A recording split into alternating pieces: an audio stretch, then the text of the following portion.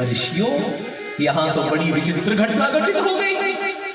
पास में बने हुए गुरु द्रोण के बेटे को देखकर द्रौपदी एकदम गंभीर हो गई। अपने नेत्रों के अश्रुबिंदुओं को साफ करके कहने लगी, अरे नाथ नाथ, इन्हें छोड़ दो, इन्हें छोड़ दो, इन्हें छोड़ दो।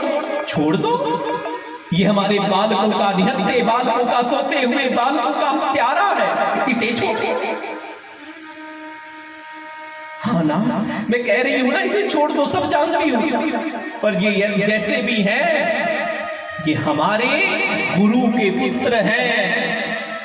जिस धनुर्विद्या पर आपको बहुत अभिमान है, वो धनुर्विद्या किसी और ने नहीं, इन्हीं के पिता ने आपको सिखाई थी। क्या भूल गए? मुच्यताम मुच्यताम मुच्यताम मुच्यतामेश ब्राह्मणो नितराम गुरु। एक तो ये ब्राह्मण और दूसरा गुरु, इन्हें मारने से मेरे बालक जीवित नहीं हो जाएंगे। अरे जैसी वेदना, जैसा दुख, जैसा कष्ट, जैसी पीड़ा मुझे हो रही है, वैसी ही पीड़ा गुरु माता कृपी को भी होगी। और उस मां के हृदय से जो हाय निकलेगी, हमारा सारा कुरुवंश समाप्त हो जाए। पर मैं नहीं चाहती कि हमारे यशस्वी इस कुरुवंश को किसी ब्राह्मण की हत्या का दाग लगे। छोड़ दो इन्हें, इन्हें छोड़ दो। अर्जुन कृष्ण के पास से देखते, अरे कन्हैया, मैंने प्रतिज्ञा ली है कि सूर्य ढलने से पहले उसका वध करूंगा जिसने हमारे बालकों को मारा। कन्हैया मार्गदर्शन कर कि ब्रह्मवन्दुर्नहन्तव्य आतताई वदार्हन मयेवो भयेमानातं परिप्याह्य अनुशासनम्।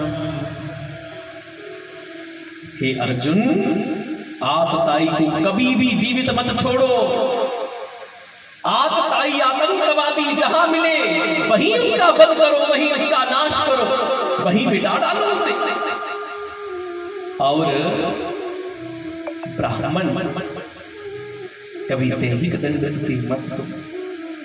अरे प्रभु, टेढ़ी सी बात कर रहे हो, कह रहे हो कि आतताई को छोड़ना नहीं, ये आतताई है।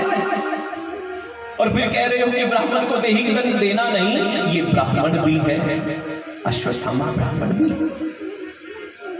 ठाकुर आदि की क्या तू भूल गया? इससे महाभारत युद्ध में तू प्रतिज्ञा रही कि कोई अगर मेरी धनुर्विद्या या मेरे गांडीव धनुष के ऊपर कोई संचय कर्ग मैं उदा वध करियो।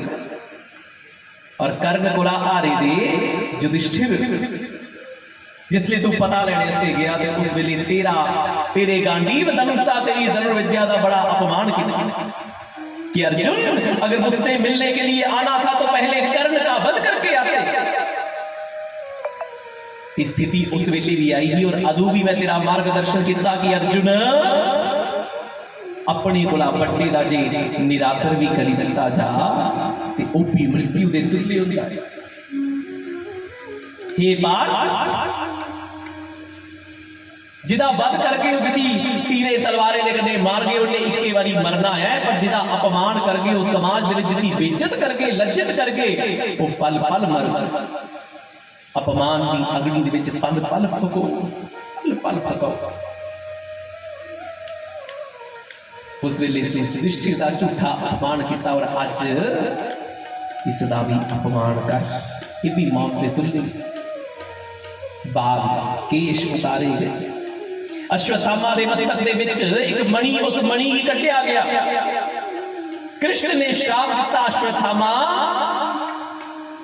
तेरी ये जो मणि निकाली है यहां से सदैव रक्त बहता ही रहेगा, तुझे पीड़ा होती ही रहेगी। जब तक ये संसार रहेगा तब तक तुम जीवित रहोगे, इस पीड़ा से दुखी रहोगे, इस पीड़ा से पीड़ित रहोगे। पूरे समाज में लज्जित किया गया अश्वत्थामा। नहीं कर पाया, ब्रह्मास्त्र का अनुसंधान करता है। उत्तरा ने इसलिए लिखा मेरे वाले पासे एक लोहे का बाण आकरा करता। उस वेले गई भगवान कृष्ण ने कोल, हे कृष्ण मेरी रक्षा करो कि पाही पाही महायोगिन जगतपते नान्यं तदभयं पश्ये यत्र मृत्यु परा। पाहि पाहि महायोग, हे योगेश्वर मैं आपकी शरण में हूं, मेरी रक्षा करो, नाम मेरी रक्षा करो। भगवान अपने उत्तरा की गल नहीं, प्राण ले लेगा, मेरे प्राण ले लेगा। भगवान आदे उत्तरा तेरे पति अभिमन्यु की और दुष्ट जिसने चक्रव्यूह दे विच मारा करा करते ही उस वेले मेरे को आई कि मेरे पति ने प्राणी की रक्षा करो, और अज अपने प्राणी के ऊपर संकट आया तो मेरे को आई। अरे तू तो बहुत स्वार्थी है प्रभु।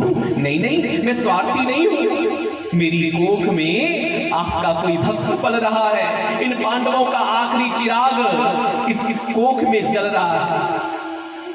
ये वान भले ही मेरे प्राण ले ले, पर प्रभु नहीं नहीं, ये मेरे इस अजन्मे शिशु की रक्षा ना आप करी। जिसलिए इन्नी गल कीते भगवान उस वेले अंगुष्ठ मात्र रूप लेंदे, उत्तरा दे गर्भ दे विच प्रवेश करते सुदर्शन चक्र की आख्या तू बाहरों उत्तरा दी रक्षा कर और मैं अंदर तू उत्तरा दे इस अजन्मे शिशु की रक्षा करना। श्री ठाकुर जी